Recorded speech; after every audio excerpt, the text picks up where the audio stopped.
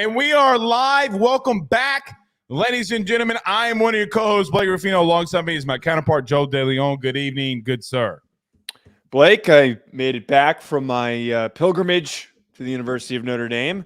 Missed out a little bit on catching some of these games live, but it's always good to go back to South Bend. I remember last year, you and many others clowned me for saying that it's one of the greatest places in the country. But still, man, that campus is awesome. Have you ever been? Because you came out here and said you don't even have an Applebee's. You know, like, I mean.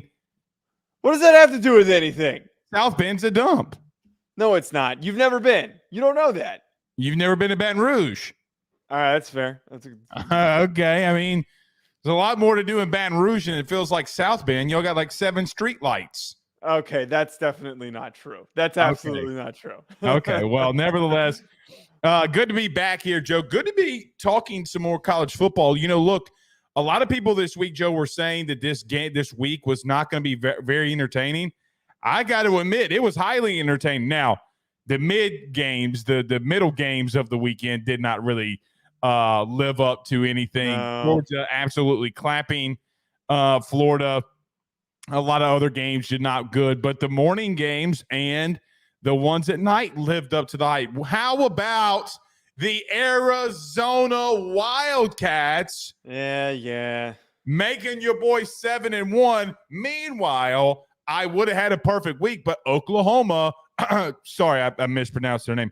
Choklahoma absolutely screwed the pooch against Kansas. By the way, for anyone who doesn't think we know what we're talking about, what did we say on the Wednesday show? That this is a perfect week for some upsets to happen? This is if you get caught off guard. What happened with Penn State? They played around with Indiana a little too much. Ohio State played around with Wisconsin a little too much. And then the one banger really hit, which was the Kansas upset of Oklahoma, which we highlighted how it could happen, and it played out pretty close to that. Oh, and I'm so glad you brought that up because there's a couple of program announcements. I'm not sure if you're aware of. Number one, yes, I did go 7-1 this week to make myself 42-26. But, Joe, I got absolutely ridiculed by Utah fans this week because I said Oregon, not only was Oregon going to win, Oregon was going to win by 14 plus. Well, exactly how your boy said the game was going to go is exactly how it went down. And Utah, as I've been saying every week, is not a great football team. They're a 9-3, 8-4 team because offensively they are that bad. The Oregon Ducks go up there and splatter the Utah Utes. I want to say something so bad. You know, I'm going to say it. I'm going to antagonize a little bit. Why are you quick and willing to criticize Utah, who has a similar roster construction to Alabama? Alabama is half look, Alabama offensively is light years ahead of them. Yes, they have been more productive, but what I'm getting at here is I feel as though Alabama, since the Texas loss, has played some very beatable teams. And this week, we're going to really find out who they are, by the way. We're really going to find out. I will admit that Alabama hasn't played a team like Oregon. However, that's not Utah's first loss. They also lost to Oregon State, who just got beat by Arizona. So, Joe, it's the way so we talk about statistics. We talk about all these things. It's the eye test. And here's another thing. If you lined up Oregon and Alabama today, I'm not 1,000% sure that Oregon walks out of that one unscathed because I have the better coach. I have the better defense. I have the better running game to some extent. One team is a lot more balanced. I think that there is, I'm not going to say a significant gap, but there is a gap between Oregon has not played and Alabama. Defense like Bama's either. Utah's not played a team. You know, I mean, Joe, I'm just going to call it what it is. Let's call it right now. We got a middle of the road Florida team that was going. I'm just going to call it what it is, punch for punch with Utah. Okay, well, that's fair, and that's because Utah's offense, which as we've rediscovered on a weekly basis, is terrible. But I don't know. We're going to get to the Oregon-Utah stuff. It's very impressive to me to do what they did at Utah against a very good defense. Hold up. This has nothing to do with. See, you say it's me always doing this. You're the one that brought it up. All I said is that the Utah fans were coming after me in the chat. They absolutely obliterated Joe. 200 comments, all of them absolutely ridiculing me. And you know what?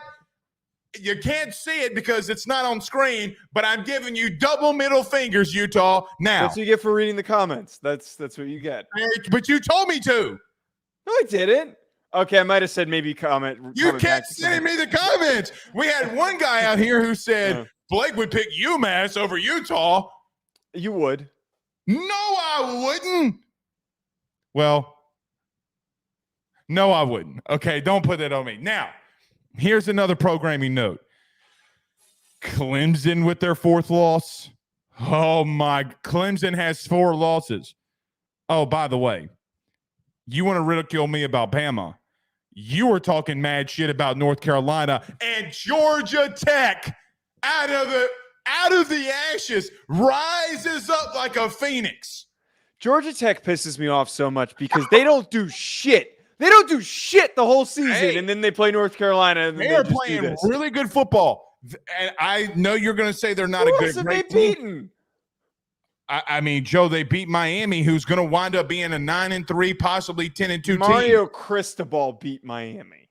Sure, they still won. It doesn't matter. It doesn't. Joe, if you got a W next to your name, I don't really care how you did it. And you know what? That gave them momentum to go and beat a better, talented, probably better coach team in North Carolina. Tez Walker is still on the ground after he got splattered. Okay, Haynes King. Hey, the emergence of Haynes King. What if it wasn't Jimbo? What if it wasn't? What if it? What if it was Jimbo? I don't know. I can't go with 2 games being enough to define if Haynes King has. He's going to get killed by Georgia, right? Georgia's but going to kill him. The Dabo thing's not on the docket, and we had talked about earlier how we might end up talking about the USC situation with Lincoln Riley and that stuff. But I'm going to be honest with you, Blake. I'm moving past it. I'm done talking about them. I'm done giving them run. Dabo's a joke. Lincoln Riley's a joke. They have been overly propped up, the both of them, for different accomplishments. And they clearly are unwilling to adapt and do the necessary things to win. They're both incredibly pompous. I don't care if that have no idea.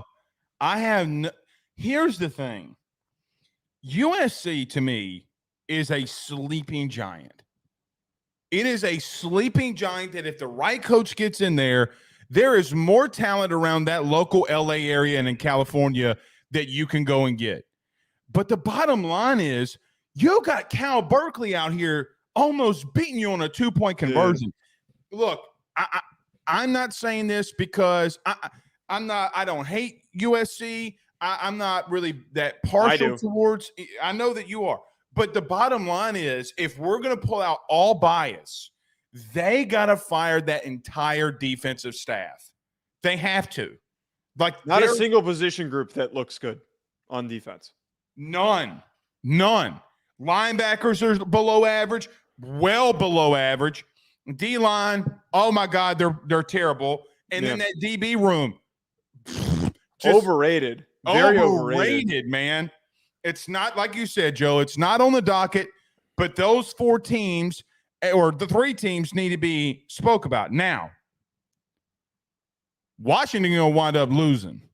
I don't know who they're going to lose to. They got USC this week. Now, Monday, we turn the page, Joe, and I got to admit, what a massive week this week will be. We might even have to add in another show here. Wait. I just realized something. Look at the comments. What? Look who it is. Oh, God, that made my night. That's awesome. My man. Hey, my man right here. Shout out to Josh Pate. I saw on Twitter that he had food poisoning. So get better, my man. Get better. It's a big week. He was at that Florida-Georgia game. Was he really? Yeah, he was at the Florida-Georgia game. Something that they're serving at the cocktail party. Hey, man, never trust a man in George, Pate. Never trust a man in George. I will say that. But I do got to admit, and thank you, Josh, for being here. You know you're my dude. I will admit,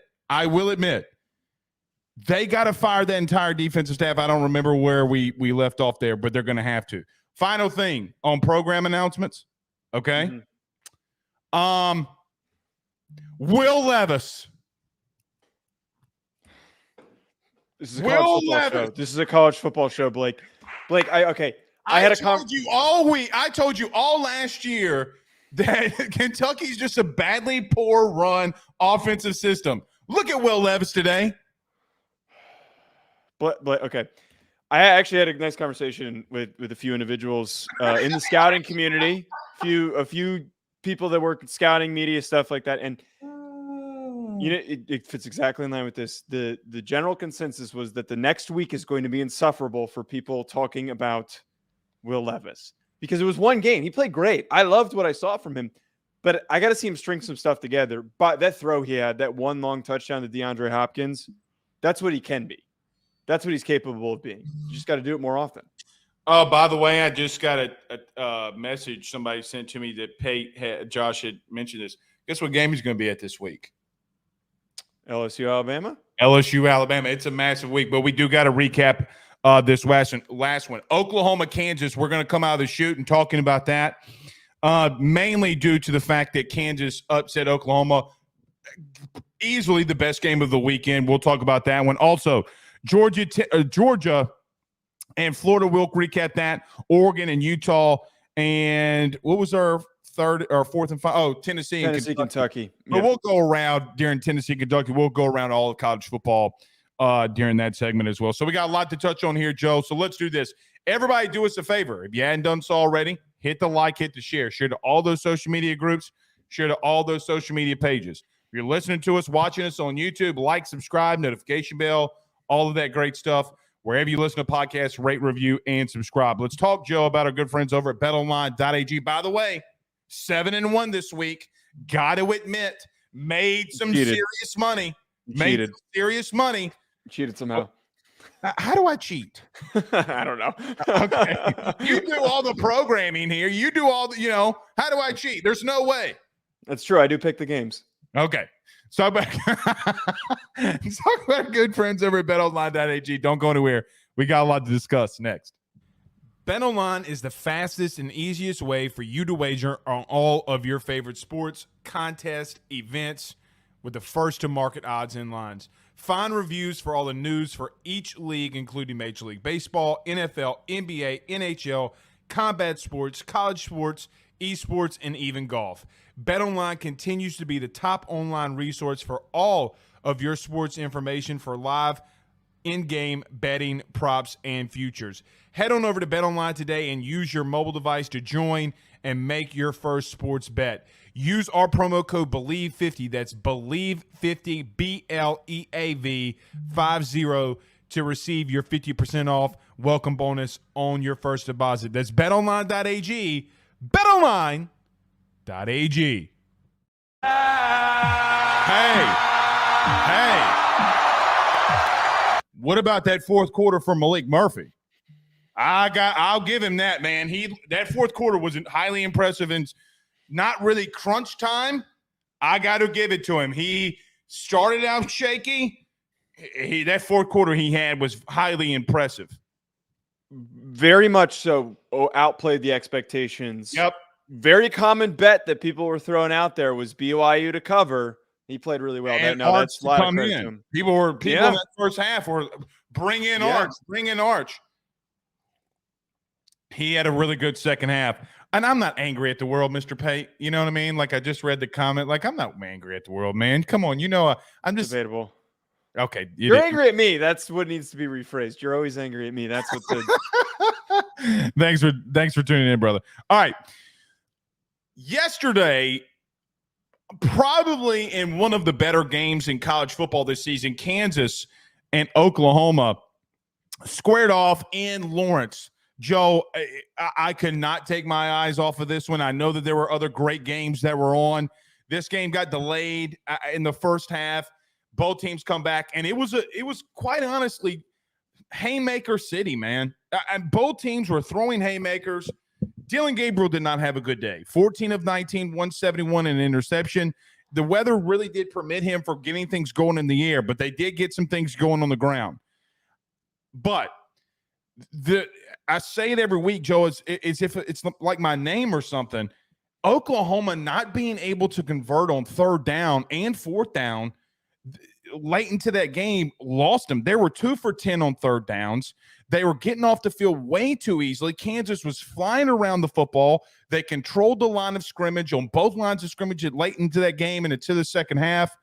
I can't believe I'm going to come out here and say this, but Kansas pushed around Oklahoma, something that I never thought that I was going to come in here and say. But the one key thing to me, the turnover late by Oklahoma, Kansas just felt like as the game kept going on and Oklahoma wasn't able to separate, Kansas wanted it more. They were flying around, and I got to admit, Joe, we talk about Lance Leipold, their head coach, a lot. I am a massive fan of Coach Leipold and what they're doing in Kansas. I hate to say this, but we talked about this during the last week. I'm not shocked that it happened. I am shocked, however, Oklahoma got pushed around up front. Well, one of the things we talked about in the preview is that Kansas has a lot of pieces on that roster that aren't getting national attention. Multiple offensive linemen, 2 of their guards, very good players. Devin Nealman is going to be a big name for this upcoming draft. I'm a really big fan of his. The things we saw, the contact balance, all that stuff played really well for Kansas. Dude, I hate to admit this, Kansas fans, this is an exciting win, but this might be what pushes him out the door. I really think that someone is going to come along with a blank check and try to coerce him into coming there. There has been speculation maybe he ends up at Michigan State. If I am him, I would not want to go there with the current state of that program. Yeah. And the stigma around being around that Michigan State program just in general. But if something happens, the one I want to monitor the most is whatever happens at Michigan with Jim Harbaugh. If he goes to the NFL, as some people are speculating, does Lance Leipold end up at Michigan? I think that there's a possibility. Doesn't you think fit. so? No, I don't think it. He's a Midwestern guy. He came from Wisconsin. But they want Michigan men. That is true. Like their whole stigma is that they want somebody led by Michigan. Yeah, but was Brady Hoke and Rich Rod, were they Michigan men? Brady Hoke was. Did Brady Hoke play there? Brady Hoke might have. I don't know about Rich Rod. Yeah, though. Rich Rod didn't. Bring back Rich Rod. Look, I do think that Oklahoma offensive line did a lot of good things. The passing game couldn't get going late. They ran for over 260 yards. But, Joe, I can't – Brent Venables led defense. Now, a buddy of mine sent me a text during that game and said, this is what happens when Brent Venables can't steal signs, okay, is that his defense gets run all over. 225 yards on the ground for Kansas. Now, look, Bean did not have a great game, okay? If you just look at it through the stats, he was 15 of 32, 218, and 2 interceptions. That Kansas got the turnover and then ran a zone read, which he scored on. Absolutely massive. You get a turnover on one play. The very next one, you're going, I think it was around 40-something yards into the end zone, and you take the lead. He was able to extend plays with his legs. Look, they're just a very well-coached, balanced football team. If they got Jalen Daniels back, I don't know what this team could do, but they're good enough. They're good defensively. They're good on both lines of scrimmage. And the Neal kid, they said, was from Lawrence, Kansas. And that's what you got to do when you turn programs around.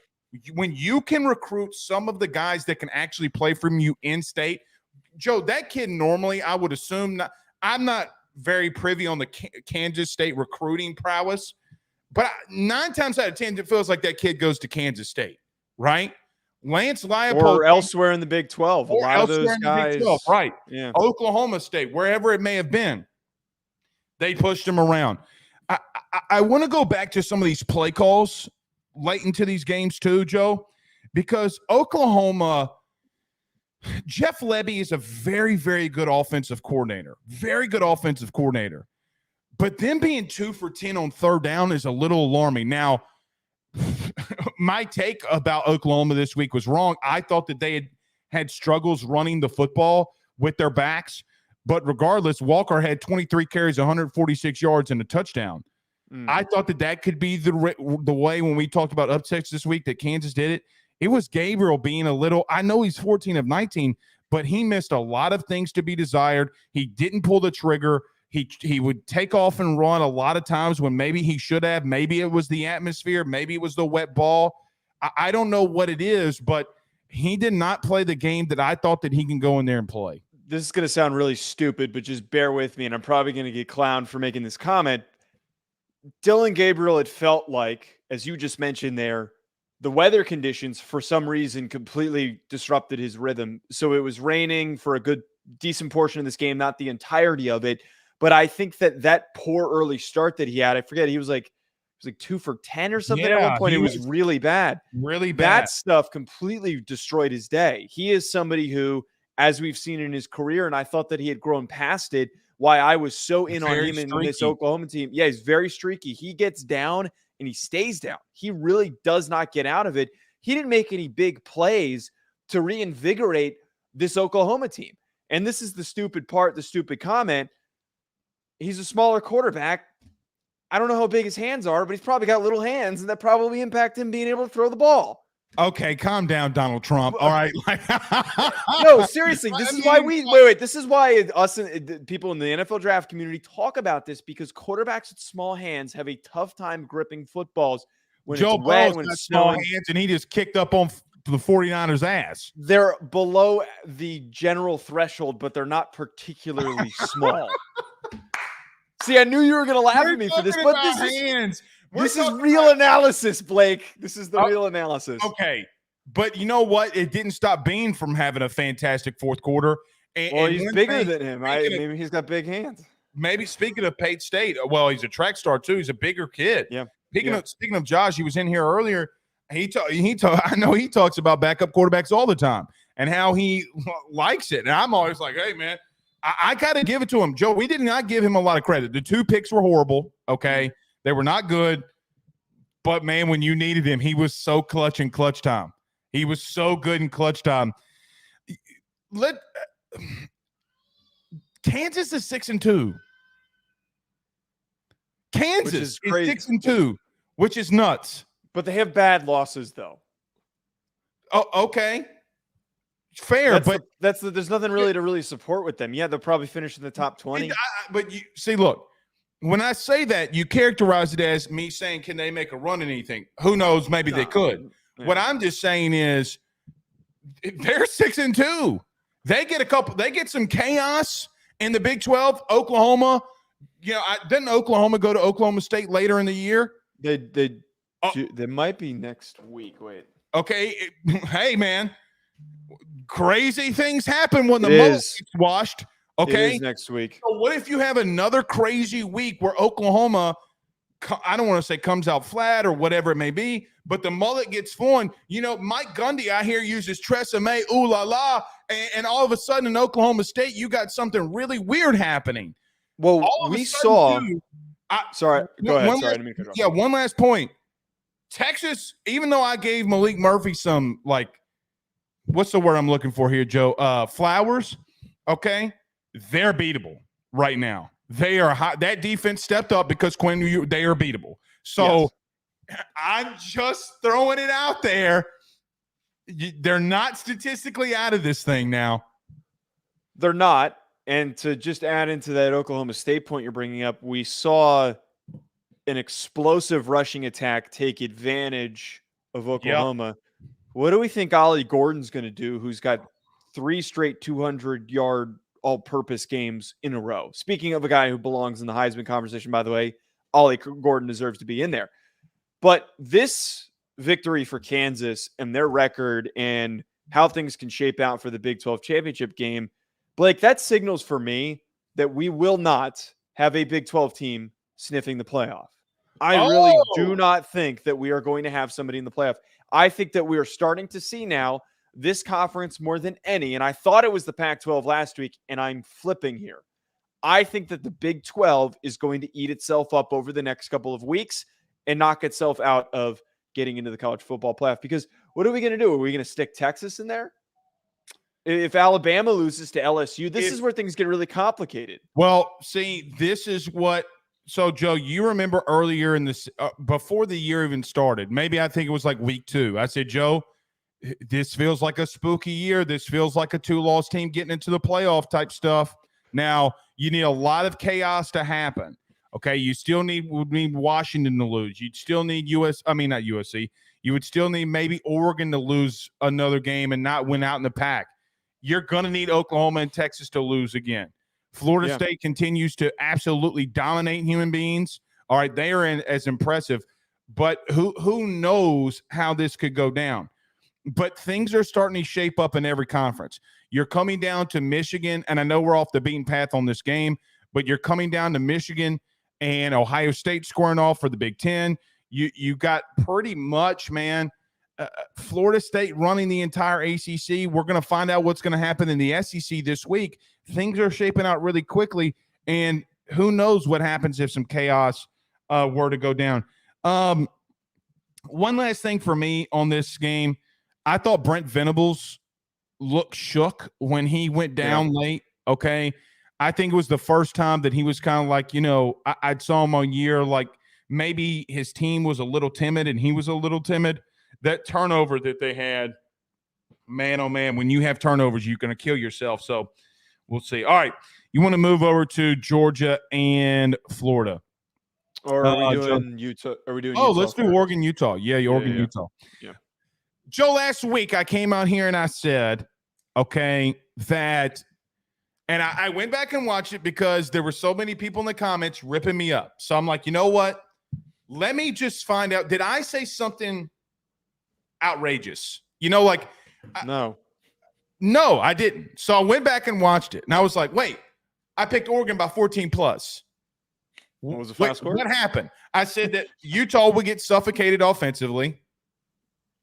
They did.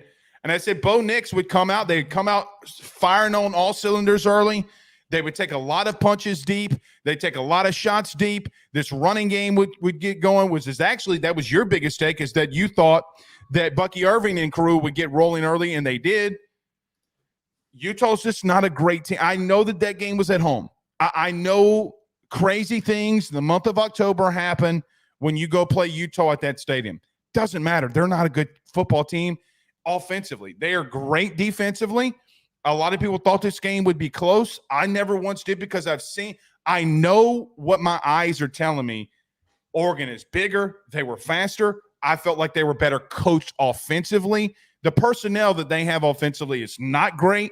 We talked about even in the non-playing portion of the year, Josh said if they have a couple injuries up front, they're in trouble. They had a couple of guys banged up early that would wind up coming back. Oregon was teeing off on them. 2 freshmen that are in the mix there, they did not look great. I thought that this was a very big statement by Oregon. The Flying V is back. Dan Lanning and company, they are back in the mix, and people are like, oh, okay, Oregon's just, Oregon might have just lost to a really good Washington team. That's how the public sees it. I think Utah's going 8-4, 9-3, and I think Oregon's still on track to do what I picked them in the preseason, and that being win the Pac-12. It's kind of funny looking back at this and knowing that the Utah fans were so upset at you, because I basically said the same thing, but I added a qualifier. I thought that what you were saying was going to play out, but I said, but I can't fully commit to it because of where this game is being played. And that saved you from a week's worth of absolutely getting ripped up in the comments. That's what happened. Right. But with that in mind, we have to revisit what was discussed during that preview. That this home stadium, Utah's home field, they were on an 18-game winning streak, I believe was what it was at. Yeah, that is games, man. Still one of the hardest places to win in the country. And I also think they were 27 for 28 in addition to that winning streak that they have. It is so hard to win at Utah. For Oregon to go in there and win, and not only win, but do it as dominantly as they did. And I understand Utah is banged up right now. They are dealing with issues. But for them to accomplish what they did against Utah with all of those challenges of having to play at that location is telling to me that Oregon will make the playoff. They are It has been completely reaffirmed for me that they are one of the most well-rounded teams in the country. They can Yep. throw the ball and pick up third downs with ease. Bucky Irving is very elusive and is a great running back. Bo Nix is a balanced quarterback who can run and can throw. And that defense on a week-to-week basis is only getting better. Bo Nix I'm sorry. Go ahead. I was just going to say, I think by the end of the season, they're going to be even better than they were against Washington, and they're going to fix some of those mistakes. If Dan Lanning fixes some things, I think that they do beat them if they face off again. But my big takeaway from this game, Joe, other than Utah just being absolutely suffocated off. I mean, look, they had got some things going. They got 6 points, but man, Bryson Barnes just he I feel bad for the kid because I feel like people make it seem like I don't like the kid. No, it's not that. I really don't know if Bryson Barnes has the personnel around him to take on a team. No, he doesn't. Like Oregon. The thing that I walk away from this game, man, Bo Nix made a lot of big-time throws on third down. A lot of clutch throws on third down. I'm not going to come out here and act like Utah's defense is a slouch. They're not. They're, like, again, we said, really well coached. Kyle Whittingham is one of the best just overall head coaches that you're going to find. But Bo Nix just said he didn't care. And on third down, I remember they hit an in route. I think it was to Franklin, just in stride. I think it was 3rd and 11. And Bo Nix continued to show why a lot of people are high on him and why they think that this team is very complete. But in that second half, when some adjustments got to be made, Oregon kind of got suffocated in that third quarter now. They kind of got suffocated. And I was like, did they find something? Are we going to criticize a team because they played not as good as they could have for one quarter, though? Like, that seems a little nitpicky. I get what you're saying, but Fair. If we pull back a little bit and think about what we're talking about, because I don't disagree with that statement. -1 yards in a quarter? Yeah, but then what did they do in the fourth quarter? They pulled away. And they had like 250. Well, you're right. What I'm getting at. That is really nitpicky. I will. Well, that's proof that how good they are. That we have to find ways to. We have to. It's hard to find the negatives with them. That's it for me. And the negatives this season have been a bad quarter against Utah at Utah and bad decision making against Washington by Dan Lanning. Very true. I do. It's a good point. It's a really good point. Look, I think Oregon can continue to run this thing. I still think that they're going to win it all in the Pac-12. They're still my team. I'm going to roll with them, and I like it. Let me ask you this question, though, because we've talked a lot about Oregon. Let's talk a little bit about Utah. Joe, I just think it's a transition year. I think it's a rebuilding year. Yeah. Okay. Yeah. I just think they're so bad on offense that it's going to take – look, they're going to have – I don't know if Utah would do this. I don't know if they would want to go in the portal. They're going to have to go in the portal and get some weapons on the outside, because if you got to go down and score, look, you can have good physical offensive linemen, good backs, good tight ends. Joe, if you don't have a dude that can win on the outside, you're in trouble, buddy. You're in trouble in college football. You got to have somebody that can go out there and win on the outside. I know firsthand. I know firsthand, being a Notre Dame fan. Oh, I wonder who also said that they don't have good enough weapons on the outside. Yeah. I don't disagree with that, and I wouldn't go as far as say it's a transition year. I just think it's a bad year where they caught a lot of injuries and not having. I don't know how much Cam Rising saves this stuff, but Joe. They also would have Kuth, who's an All-American tight end. Who, imagine their offensive production would have been if they at least had him. And they realized all the injuries helped them realize that they can use Sion Vaki as a good weapon, who is the safety running back hybrid. I will say this, though. I'd be very wary of what they do next year. I don't know what Cam Rising does, but maybe they figure out that quarterback position. Maybe they go and grab somebody. Maybe Nate Johnson develops a little bit. They have a pretty good young core. Jonah Ellis probably comes back, is leading the country with sack production, pressure production. And then Spencer Fanu on their offensive line is been steady, and he's a freshman. I think that there's a lot of really good pieces for that team.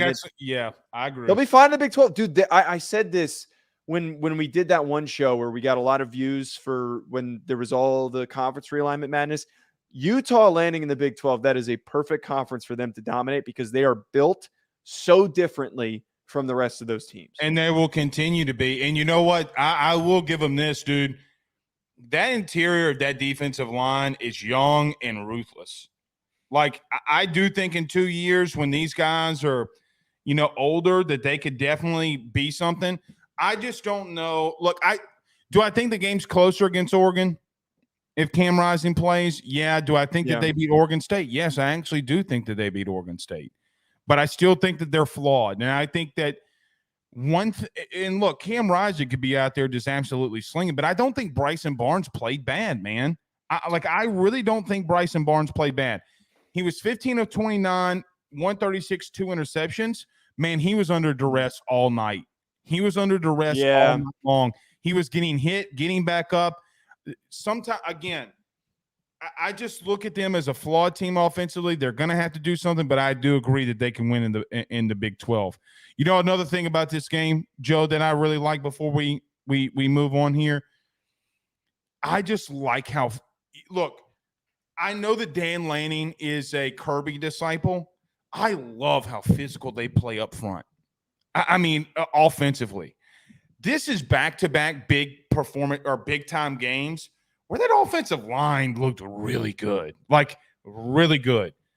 I did not know that Oregon, if Dan Lanning would establish that quickly, how physical they can be. But my goodness, man, they are so physical. Like, I watched their offensive line tape today. They are as technically sound as you're going to find in the country. The question becomes, though, man, on pass downs, they can be a little chaotic. But, man, they can run the football effectively. They are a very physical football team. And let's see how Dan Lanning's able to continue to put these classes together. Maybe they are as physical to go into the Big Ten. Maybe we're not giving them enough credit on how physical this team can be. Yeah, they're not built like a Pac-12 team. They feel like they're built more like Michigan and Ohio State, and it always comes down to the defensive line, the offensive line.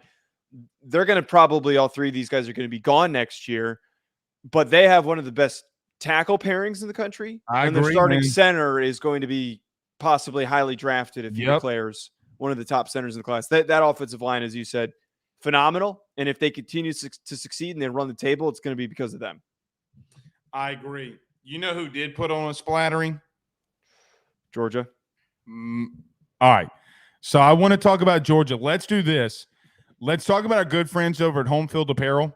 Okay. Home Field. You got my Idaho shirt. You like it? Let's see if I can get it. Is that their mascot? The Vandals, yeah.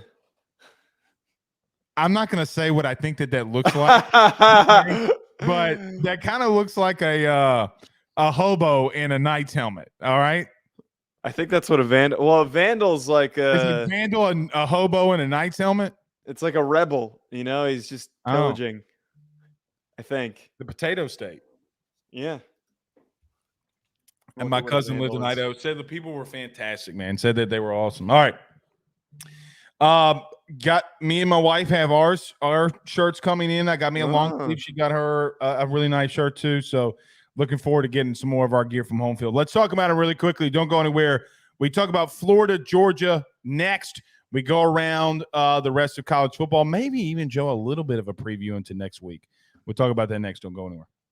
Ruffino and Joe Show is brought to you by Home Field Apparel, which is the best, without a doubt, premium collegiate apparel brand that is out there. They have over 150 different colleges that you can choose from, whether you're an Illinois fan or a Rutgers fan, maybe you're an LSU fan like Blake, or maybe you're an Alabama fan, whatever it is, even Idaho. They have so many different designs for so many different football programs that I can guarantee you're going to find some great stuff to help root for your favorite team. I've already gotten my Notre Dame stuff. Blake has his LSU stuff. Make sure you head on over to homefieldapparel.com to check out your team's collection of clothing apparel that they have on the website. And when you do so, when you check out, make sure you use promo code Ruffino Joe to get 15% off your order. That is RUFFINO, Ruffino Joe. Head on over to homefieldapparel.com and get your college gear today.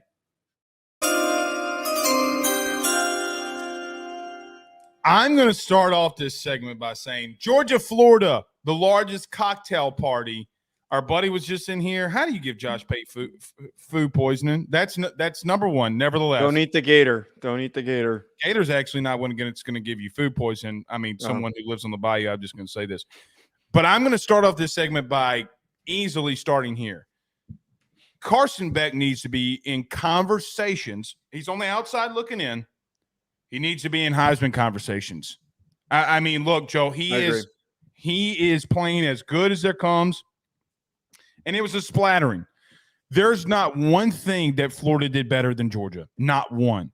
Graham Mertz was literally feeling pressure from everywhere. He was getting hit all game. Billy Napier with the stupidest call maybe of the season. You're going for it on fourth down. You snap it in between the quarterback's legs. You're trying to get ATN on the outside to throw a double pass. Run the sneak. It was so stupid. But what I said, and I know that Florida is maybe not necessarily the best wide receiver corps from this point and people for this take to go get home for most people, but they're better than Auburn's. And that secondary is freaking good. This defense is good. And, Joe, the take that I had all week is everybody said, what are they going to do without Brock Bowers? What are they going to do without Brock Bowers? First off, Delp made one of the most ridiculous, their backup tight end made one of the most ridiculous catches that you will see. But this is what Kirby was built under Nick for. When they have an injury like this, they hone and lock in, okay? What did y'all think was going to happen? And I'm not saying it's a blessing in disguise that Bowers went down. It's not. You want your best player there. Yes. Yeah. Okay? But if it's going to happen, you should not feel good about Brock Bowers going down. But guess who's back? Back again. Shady's back. And his name is Ladd McConkey. Or as we call him on this show, oh my God, Ladd Mahonky is back. The Mahonky's back. I knew this was coming. Did you see the best generated AI image of the week? It was Ladd McConkey, and he was sitting on a donkey. McConkey on a donkey. McConkey the honky on a donkey. The McConkey the honky on a donkey. 6 catches, 135 yards, arguably one of the best route runners in all of college football, 22 and a half yards per catch. He had a massive day. But Dominic Lovett, man, 83 yards, Joe, 20.8 yards a catch. They found weapons. They're back. If they didn't really go anywhere. People were just overreacting, in my opinion. But they're back. Here's Georgia, man. A lot of people didn't want to listen when you say Georgia starts slow. Georgia treats the beginning of the season like it's the preseason. They take their time. And they also were dealing with injuries. It was going to take a couple of weeks. Dude, they're not back to where they were last year because they lost a lot, but they're not very far off. And I know that they're still slowly getting healthy, but a performance like that against a credible opponent, this is not a slouch Florida team. This is not bottom of the conference Florida team. This is a quality opponent that they, as we have deemed it, a splattering. They splattered them.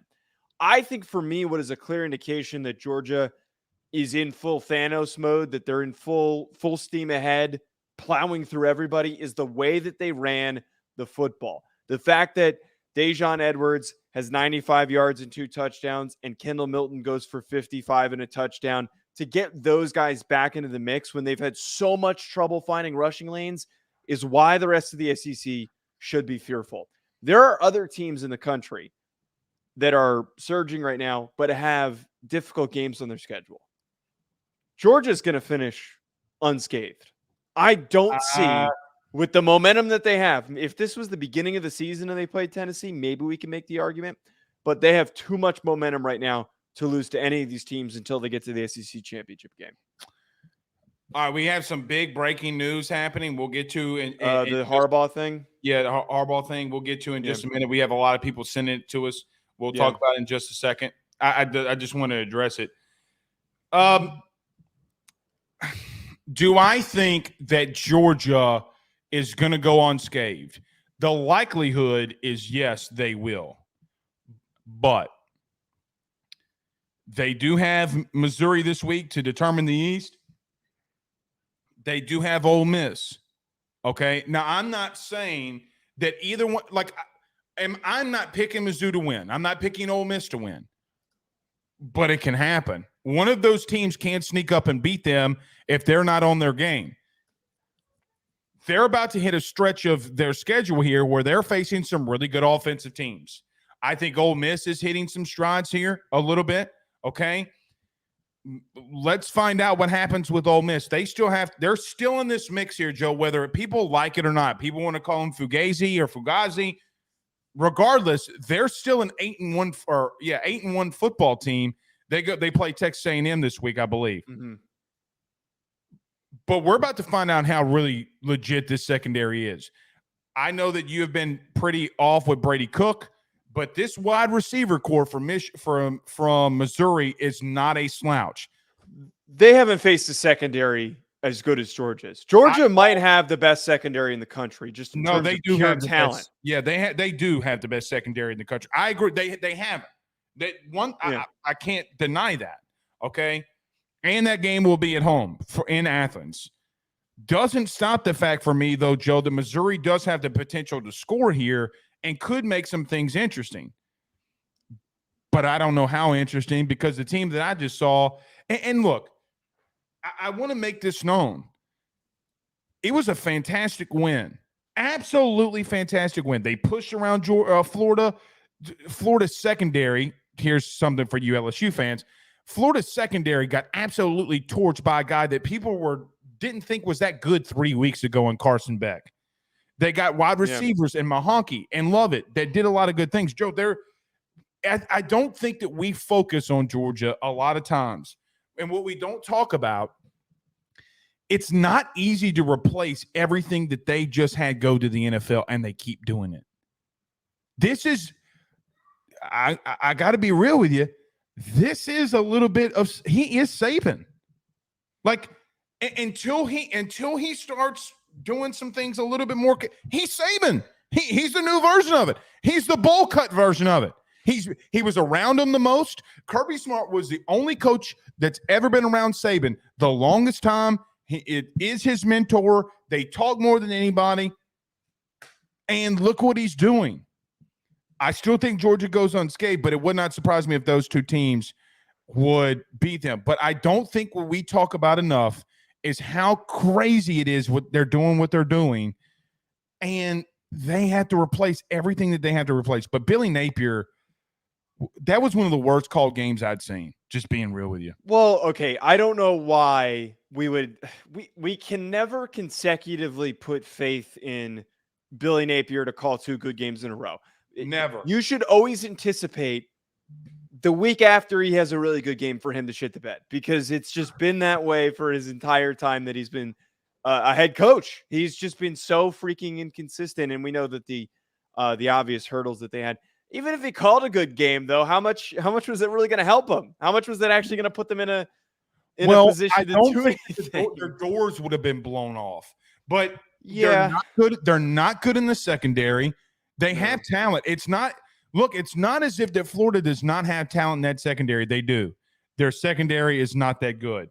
The defensive line, dude, did you watch the game that I watched? Because I'm sitting here watching Edwards going 16 carries for 95 yards and 2 scores. They pushed. Joe, we've called this. If Florida had one good thing for them defensively, we talked about that D-line. And that physical Georgia O-line came out there and splattered them all over the place. And then the Bell kid. He is the least talked about player in the country, number 86. Yep. Joe, not only is he running the football as a running back, Joe, later in the game, he lined up outside and in double coverage, ran a fade route in the red zone and scored. They are as dynamic and as multiple as anybody in the country. Everybody thinks it's just run game defense with Georgia. The shit it is, they are wide ass open. And Joe, I'm going to continue to go back to exactly the same take that I had in the offseason or non-playing portion of the year. Who said Mike Bobo can't call plays? Right. That's the thing that bugs me the most is that I mean, he is in his bag, Joe. Yes. It was so stupid. And this is why I sometimes fall victim to this, but we do this shit every time in the first month of the season. We already project everything that's going to happen. There's certain things that you can conclude after a couple of weeks, like Lincoln Riley has a shit team. That one we could easily conclude. But what we shouldn't have concluded is that a new offensive coordinator and a first-time starting quarterback, we're going to take a couple of weeks to figure it out. It wasn't just going to hit the ground running. In the history of college football, that has never happened. Even when Garrett Riley was leading that TCU team, it took him a couple weeks to get that many points on the board. It took him that Oklahoma game to really splatter someone and show that they were explosive. It takes time. We got to be patient with stuff like this. And we know that Georgia is built the way that they are. We'll eventually see the results. This isn't Tommy Rees in Alabama. This is Mike Bobo, who's been around the block, and a highly rated quarterback recruit. They're going to be fine. Yeah, they're going to be fine. SEC's got to watch out. For who? Who's not watching out for Georgia? Well, I'm sure them. Hey, wait, there's fans of the conference that thought they could beat them, I bet, in the first month of the season. Nah, well, maybe. I mean, come on. That's the most New Jersey thing you said. Come on. Okay, I will say that but I'm not. They still got things that they. What my whole point though was, they still have things that they have to prove. Like, is it a big win? And what they did, was it impressive? Highly impressive. Highly impressive. Because Florida's not the team that they were last year. They're a better team overall. But the next 2 weeks is going to be, for me, okay, this is the time that Georgia's about to make a statement. And they got two really talented offenses that are coming in there. Let's see how they figure it out. One final thing, something I'm going to have to research because I don't know this. How many straight games has Kirby won? Because he won 2 playoff games, okay, after they lost to Bama. I know it's 24 straight SEC games. Wait. Well, if it's 24 straight SEC games, then no. That's not right. He's won. They said it during the broadcast. 17, and they're what? 8-0, 9-0 now. 25 says Rushman and Chris. 25 in a row? 25 in a row, dude. Wait, when was their last loss? It was Alabama in the SEC championship game. In 2021, though. Yeah, 2021. So they've gone a year and a half without losing. I'll count it up after to confirm, but I think 25 is right. I believe 25 is correct. God bless it, dude. That is, you know what that is? Can I tell you what that is? That's what? NCAA. That's exactly what I'm doing on NCAA. Yes, that's playing a video game. Will never lose another game under me, ever. I did get beat by. I did lose my. I was going for a 6-peat. I got beat by Iowa. Iowa of all teams. Yeah, that's perfectly. And fair. I don't. By the way, yeah, it's so stupid. They ran all over me, bro. They had like 300 rushing yards. I feel so bad for even saying that. How bad did their punter kick your ass? How bad did he kick your ass? They didn't punt. They didn't punt. Oh, that's even worse. They kept the ball the whole damn time. They scored every drive. All right. Joe, before we do get to these other games, I know Kentucky and Tennessee played, and just kind of some more games here. There's some breaking news in the Jim Harbaugh saga that I want to read. So this is from Wall Street Journal, Football Scoop, a lot of places, but Wall Street Journal broke the news, which, look, I've never seen Wall Street Journal break a college football story, but it does seem to be pretty accurate. Michigan, this is what they have reported. The University of Michigan has rescinded a contract offer that would have made Jim Harbaugh the highest paid coach in the Big Ten in the wake of the sign-stealing allegations in the football program. Joe, all this is to me, okay, they are lining themselves up that if they need to fire him, they're going to fire him with cause. Joe, okay, if you were going to back him, if you were going to back Harbaugh, you would not have rescinded that contract. He is. Yes, I agree. I'm not debating their action is what they're trying to do. I think that you are correct in that aspect, but I think that's really stupid. This isn't a circumstance where he has underperformed over the last couple of years and they want an out. This isn't like a Jimbo level.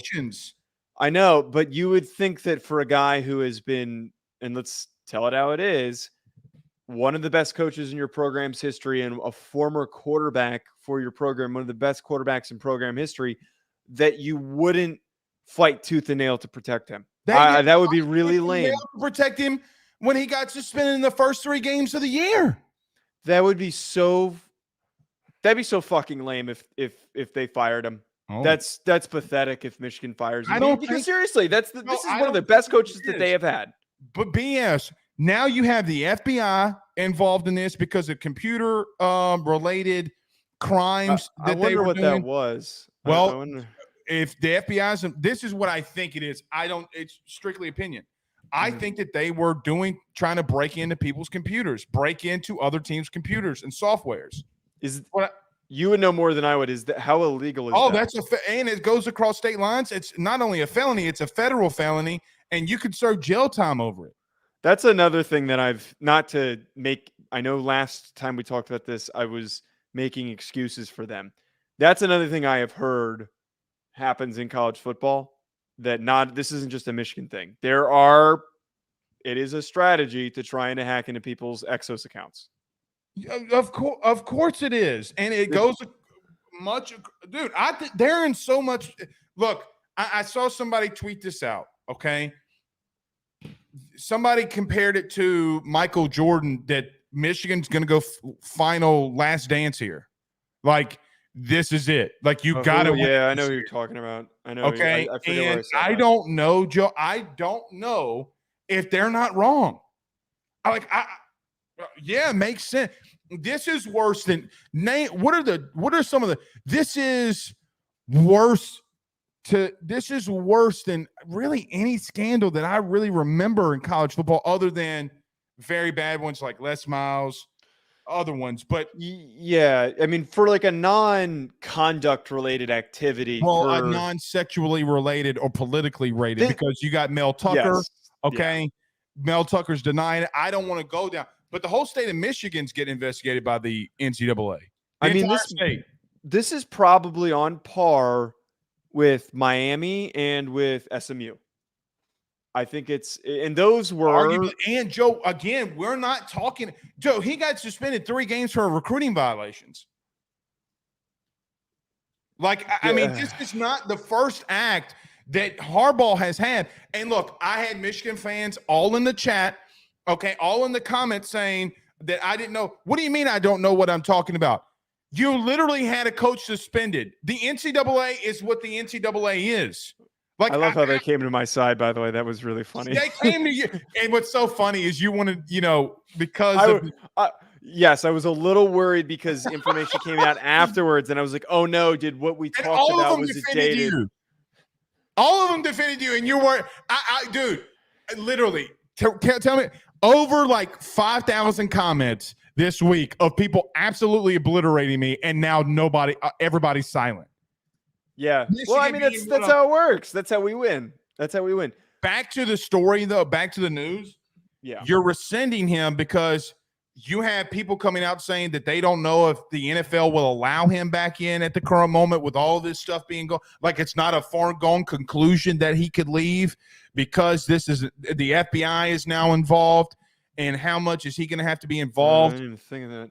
Right. So, again, they rescinded it. But at the same time, I mean, Harbaugh is going to go down fighting. He's going to go down wanting his money. They're not going to want to pay him out. They're going to want to fire him with cause. Michigan is not going to back him here because they have been caught red-handed. They've been caught. And until but the level of integrity, though, to not support and loyalty to not support your guy. Joe, Okay. They have resources Under to his defend him. regime, hold on. Under his regime, there is a potential. I'm not saying that this happened, but there is a potential that they could get 30 counts of felony charges, federal felony charges for breaking into people's computers. There is a potential. That is, man, this is okay. So if you insane. do not tell me that this is just minor. No, I don't think it's minor. I just think that conceptually, with like what we just talk about with the landscape of college football, and we always criticize coaches when they leave. We criticize coaches when they jump to the next opportunity, but the minute that things get tough, that they're just going to throw them to the curb. And again, I understand that there is a lot of negative evidence. There's a lot of negative evidence against him. Investigated by the Federal Bureau of Investigation. But does firing him absolve them of any? No, it doesn't. But if you have someone in your business, because let's call it what it is, it's a business. Mm-hmm. If the CEO of your business was getting investigated by the FBI, yeah, you would fire him. All right, that's a good point. You'd fire him. So don't. He's over a $500 million business. Michigan football is a $500 million a year business. And if this is what's going on and they're getting caught, they got more to worry about than Jim Harbaugh. They got to worry about ticket prices. They got to worry about Joe. Well, if they fire Harbaugh and this all goes down, yeah, everything's going to be in the toilet. They're probably going to receive NCAA sanctions, and they're going to be bad for 5 years. I don't know about that because teams aren't really getting the death penalty. I don't think they're going to get the death penalty, but I could, for the amount of, as we talked about, for LSU to get the scholarship limitations, LSU got absolutely raped. For Tennessee to get the restrictions that were placed on them. So here's the crazy thing. People forget about Tennessee, okay? This is worse than giving kids money in McDonald's bags. It is. Yeah, no, man. I mean, hey, here's a deluxe breakfast. There's $50K in the bag. And the password to Ohio State's Exos account. Yeah. I don't know. Anything else this week before we get out of here? Anything else this week that you want to touch on? I know that we're going to talk about Tennessee, Kentucky, but I'd rather use the last couple minutes to just bring up. Stop hitting on Washington. I think, and we will debate it. We will debate it tomorrow. Debate it tomorrow. But good teams are allowed to have bad games. That's undefeated. More than a bad game. They're undefeated. That's more than if they have the best receiver room in college football. I'm just like, that has to be stated. So hold on. You know what bugs the absolute dog shit out of me? Can I tell you what bugs the shit out of me? Is non-SEC people beat the hell up out of Georgia, okay, for almost losing to Auburn. Beat the dog shit out of them for weeks. Okay. And Stanford is worse than Auburn. Stanford is worse than Auburn. Not by much, but like a hair. Yes, Stanford lost to Sac State. Yeah, yes, they lost to an FCS team. You know what the hair is? Jordan hair. Okay? BS. Stanford is cheap. You know that they're cheeks. Good teams are allowed to have bad games. And I also think that Arizona State is better than we think that they are. I think defensively they're a pretty good team. Horse manure. Washington is fugazi, and God willing, they watch it. Let them get in the playoff. Georgia is going to skull drug them. Yeah, it actually might be like that John Ross year with Jake Browning. They're going to get skull drug. I'm telling you. That offense, though, is more explosive and more dominant than that Washington team that made the playoff a couple of years ago. I don't disagree with that with Jake Browning and them. I don't disagree with that. But I told you, and I continue to tell you, they have horrible tackle play. Stanford exploited them again. I just disagree. I completely disagree with that. Both of those tackles are two of the best in the country. But Joe, how can you watch a team like Stanford exploit them on both tackles? What was the production of those guys? Under attack. I think it's coming more from the interior. I think it's coming more from the interior than it is coming from those tackle spots. Yeah, Jake and the tribal chief, we just got done talking about that. 5 minutes. It was so sad as I'm a Penix homer. That is back-to-back weeks, I might add, that Michael Penix is throwing a pick in crunch time. I can't wait until our top 10s tomorrow because you know what? It doesn't matter the order that anybody puts them in because, first of all, it's going to rapidly continue to change. But second of all, I don't think there's any right answer right now. There's just not. There's not a right answer.